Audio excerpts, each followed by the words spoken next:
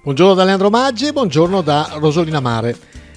Ferragosto 2021, pienissimo, tutti i bagni sono stracolmi, non si trova un ombrellone. Naturalmente vogliamo vedere cosa è successo il giorno 14, ieri, in questa vigilia di Ferragosto.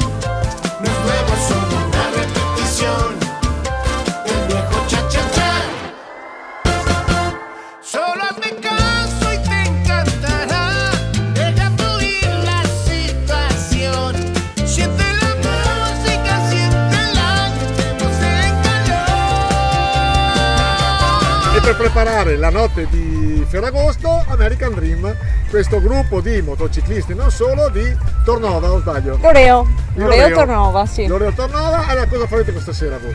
Niente, è una semplice pizzata qui in riva al mare con gli amici. Niente falò, ci si raccomanda? No, niente falò, niente, mangiamo la pizza, andiamo a prenderci la pizza e siamo qua in compagnia, guardiamo le stelle, facciamo il bagno e aspettiamo domani. E come si dice, la notte è ancora giovane. Certo, sempre giovane. Ciao, grazie. Ciao, grazie.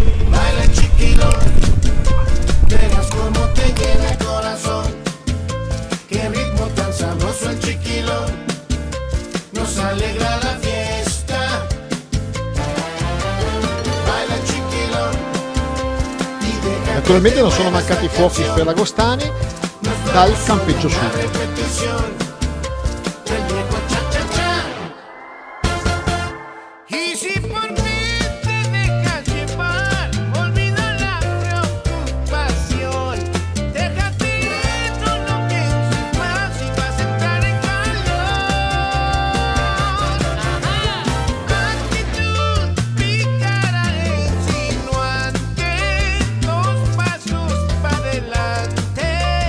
C'è Ferragosto senza il grande pranzo di Ferragosto. Protagonista il salame fatto in casa, la pasta asciutta qua a sinistra e soprattutto un veneto al quale non piace il salame.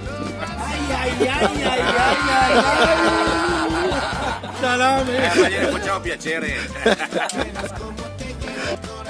Quindi divertitevi in questo Ferragosto e naturalmente vi raccomandiamo usate la protezione 50. Ciao ciao!